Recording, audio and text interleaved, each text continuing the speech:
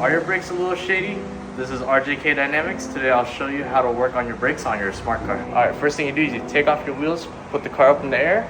So right over here you can see you need to remove this screw right here to remove your brake rotor. But in this case, the car is pretty rusty depending if you're from West Coast or you're from the East Coast where it snows. You're gonna have to bang this one out. So I got the special tool right here. What it does is as soon as you hit it with a hammer, it will slowly break that nut loose or break that bolt loose. After you break off the bolt, just simply screw it right off. Next thing you're gonna do is you're gonna go ahead and remove these two bolts right here. These should be a 13 millimeter.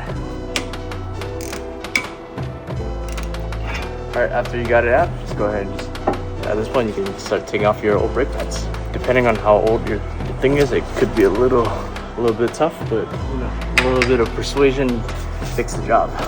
Just make sure it doesn't fall on your head while you're working on the car. All right, next up, what you're gonna do is you're gonna remove these two bolts right here. All right, just right before you take these two bolts out, make sure to take that tiny screw and put it back in the rotor, but not too much. Just put it just enough just so the rotor doesn't come crashing down on your head. And typically you don't want to do this to your rotors, but since we're replacing these anyway, so it doesn't really matter. The rotor comes right out. Get some good old brake cleaner and you're gonna spray it down to remove some of that oil that these things come with. Also, while the bracket is out here, another thing that it might be easier for you to do is you're gonna grease up these pistons. All right, so you got the pistons right here. This is a good time to use some caliper grease. So what you're gonna do is first things you're gonna go ahead and get a clean towel and you're gonna wipe off all that excess grease that was on it previously. Might be a little tricky, but if you see there's a groove right there, so you're gonna wedge that right in and it should lock right in place. Since we're done with this bracket, we're gonna go ahead and put it right back on the car. You're gonna go ahead and grab your torque wrench and you're gonna make sure to tighten both of these at 41 foot-pounds.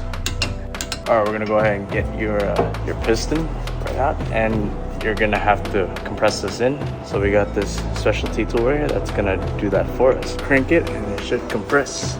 All right, and just before you put it in the brake pads, just make sure to add a little bit of grease on there, just where the piston meets. Push down. All right, and now since piston's back on, we're gonna go ahead and slap these last two bolts right on. All right, so the piston bolts, it should be at 22 foot-pounds. So let's go ahead and get that all tightened up.